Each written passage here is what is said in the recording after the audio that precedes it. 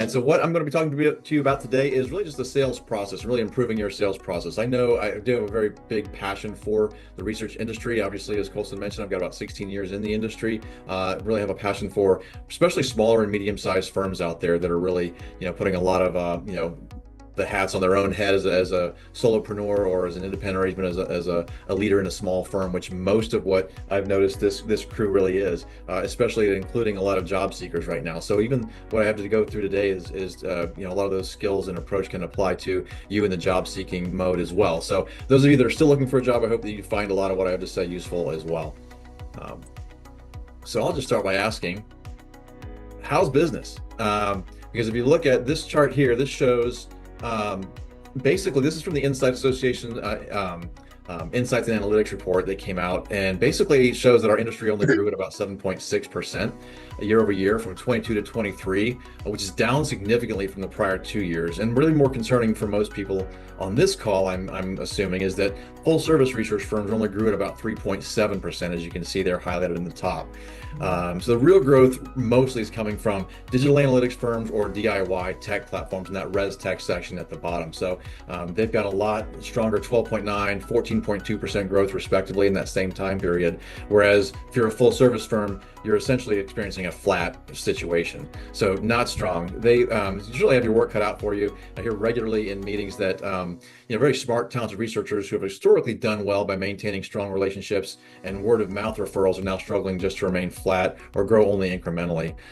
So I personally have seen just in the last 6 to 9 months the tremendous amount of mergers and acquisitions happening, even in our space in that full service firm, from even like a small shop being acquired by just a slightly larger shop. So a lot of that is kind of indicative of some of the issues and struggles that some of these firms are having as well.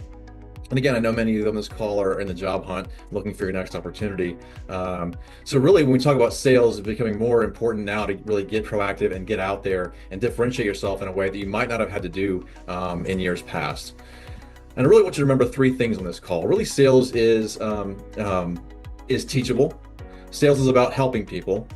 And really, I think you are really better equipped at handling the sales process more so than a lot of other folks in the B2B realm, just because of your background in research. And a lot of what I believe you are experts in terms of research carry forward to a sales process.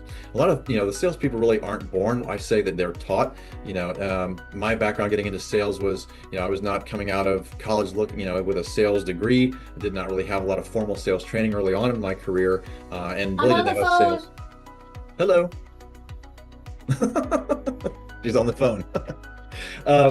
And so really, I slowly transitioned into sales. I wasn't really a salesperson in the very early part of my career. It was something I transitioned to. And, a lot of you didn't learn a lot of the research skills. You weren't born with a lot of the research skills that you have. You learned them. And same thing. Sales gets a bad rap and often embodies that used car lot image. But really effective B2B sales is ultimately about helping people by providing a solution to their business challenges.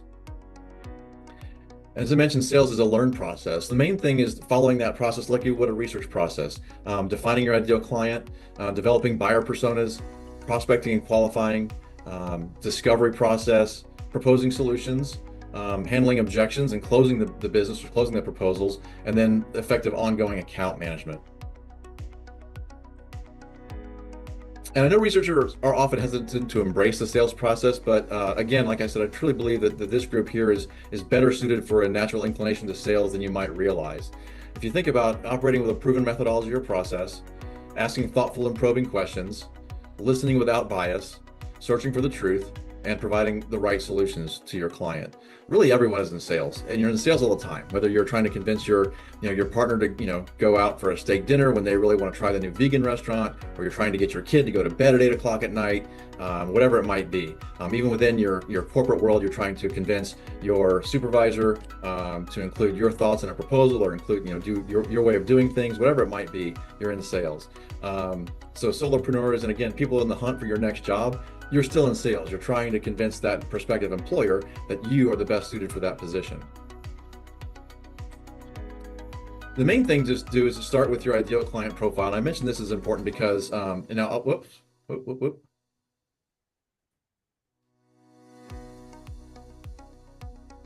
Yeah, if you're in the job hunt, now this would be your ideal client or your ideal employer profile, but your ideal client profile, try to narrow down the types of clients who would benefit most from your services. I mean, a lot of you are probably agnostic in terms of what industry you want to work in or what things you want or who you want to work with, as long as they're hiring you and and paying the bills.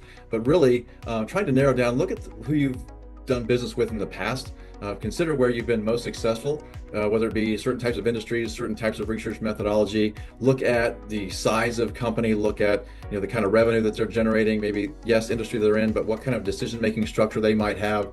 Where certainly have you been most profitable in your projects? Where has that been? So if you look at some of the history of your previous clients, that's a good indicator of where you're likely going to be a fit going forward. It doesn't put you in a box to only work with that kind of a client, but it puts you in the mindset of being able to target and focus on the kinds of companies you are best suited to help.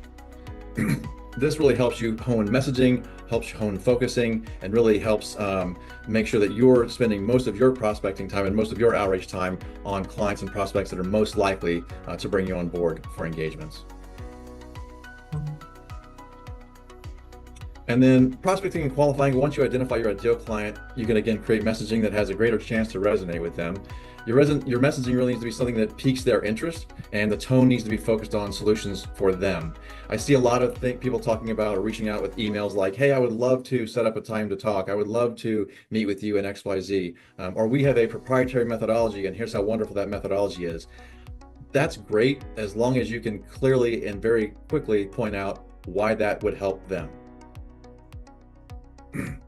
So instead, communicate things like, hey, I help healthcare companies improve customer satisfaction by, or CPG companies I work with have seen X% increase in new product adoption because of our proven process of blah, blah, blah.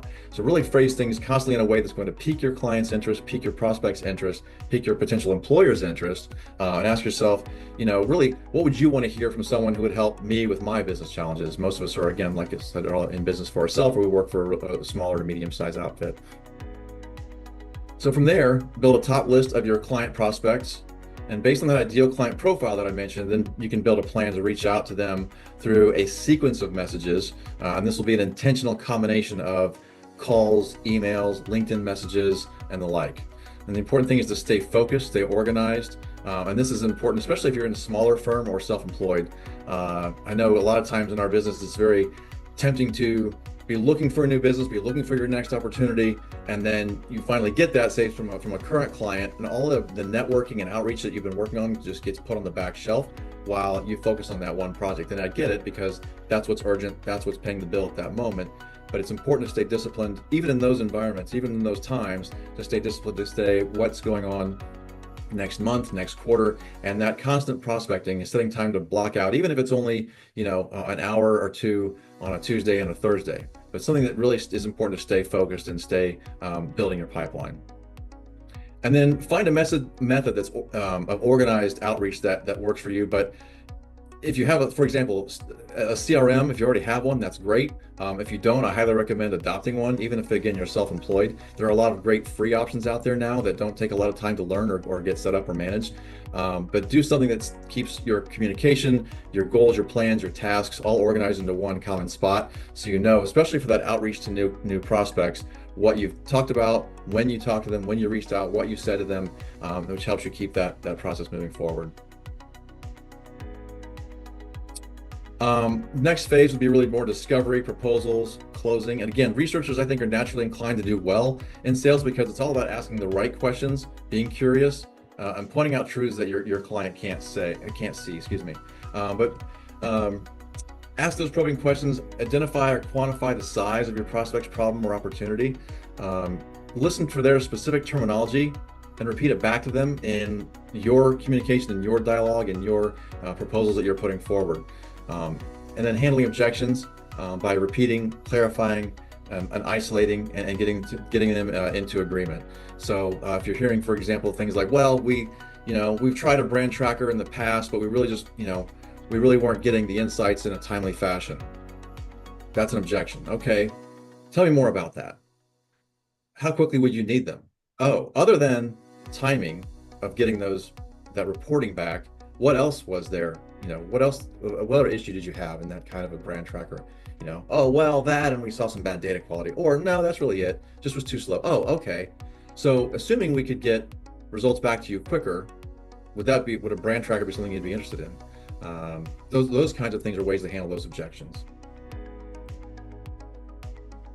And then importantly now is ongoing account management. So it really, even though we're talking about prospecting, the first part of this, which is hugely important to keep your pipeline full, really about, I didn't have any statistics to show on market research firms specifically, but within professional services firms, about 60 to 70% of professional services revenue comes from current clients. And we know that it's vastly more expensive to go out and get a new client than it is to keep a current account happy. So that ongoing account management is certainly key. But a lot of people, what I find, don't really give a lot of thought behind that. They think, well, as long as we are taking care of our client, as long as we're doing the best for them and delivering them quality research again and again, they'll keep coming back to us for more work. And that's just not a solid long-term strategy. There are too many things outside of your control that can play into that and damage that reputation or damage that revenue stream. Things like they get bought, they get acquired, your main point of contact, they leave or they get downsized. There's too many things that are outside of your control beyond just doing great work for them time and time again. You really need to be strategic and intentional, even with those current accounts. And by that, I mean, look for ways constantly to strengthen those relationships, what you can do to increase points of contact within those accounts, what you can do to upsell or continue to innovate with and partner with them, even on forward-thinking engagements, even if there's not an immediate research need at the moment. So those are all things that are very, very important. And I say a lot that really hope is not a strategy. So again, that effort of, if we do great with them, they'll keep coming back to us. You've got to be intentional, even with that, setting goals per account and reviewing those on a regular basis. Tony, can you wrap us up with I'm wrapping up here right now. Question? Yep. Okay. And then a healthy mindset. Most people, they try to avoid outreach because keeping that mindset is, they're afraid of rejection. And I always say, that's really keeping the mindset of sales is really not about just selling. It's about providing solutions. And if you have that in mind and reaching out to clients with the mindset of you're there to help them and drawing a connection to what your skill sets and how your skill sets can help them, that is the best mindset to keep for effective sales. So I'll leave you this with a discussion. What is your biggest challenge with the sales process? So would you say it's trying to find your ideal client profile and create messaging, or the prospecting, qualifying, proposal, objection process, or the ongoing account management, or keeping a healthy mindset? Those are the four to discuss.